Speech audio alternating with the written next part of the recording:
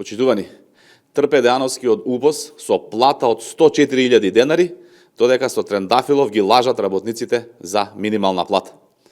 Според информациите кои до нас пристигнаа од свиркачи од Сојузот на синдикатите на Македонија, Слободан Трендафилов, Трпе Деановски и другите функционери во ССМ го претвориле овој некогашен голем синдикат во своја приватна банка. Согласно информациите кои ги имаме, Трпе Деановски покрај платата од 104.000 денари остварува и други приходи на кога ќе се пресмета на годишно ниво, сумата која ја зема по разни основи достигнува вртоглави суми. Информациите говорат дека Деановски лани и првите 2 месеци од оваа година земал вкупно над 1,8 милиони денари. Да, добро слушате. 30.000 евра за Трпе Деановски. Додека вас ве лаже за минимална плата. Колку минимални плати има во годишните примања на Трпе Деановски?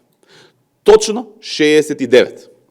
Трпе Деановски за една година земал пари колку работниците кои ги лаже за минимална плата не можат да земат за 6 години. Тоа се синдикалците на батерии на Слободан Трендафилов, насадени на позициите од СДС, дебело платени да извршуваат партиски агенди. Народот и работниците ги прочитаа синдикалците на батерии како Слободан Трендафилов и Трпе Деановски. Ви благодарам.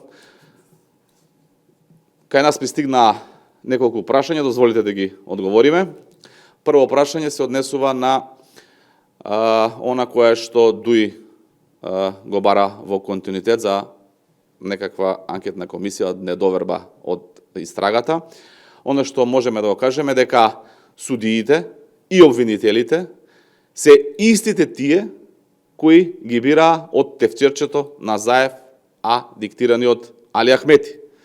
Сега кога истите тие судии и обвинители се приморани да работат под закон, ДУИ бара меѓународна истрага.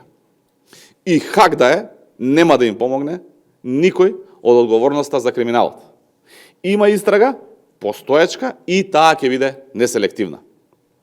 Второто прашање е по однос на случувањата во општина Крива Паланка и обвинувањата на тамошниот градоначалник. Важно е да се знае дека институциите на државата веќе изрекле казна од над 200.000 евра. И секој што ќе загрози животната средина, ќе се соочи со санкции без исклучок.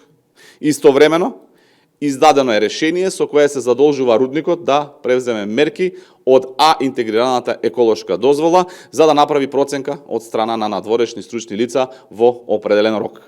По добивање на резултатите, доколку има проценета штета на животната средина од страна на Државниот инспекторат за животна средина, ќе се поведе соодветна постапка согласно законските регулативи.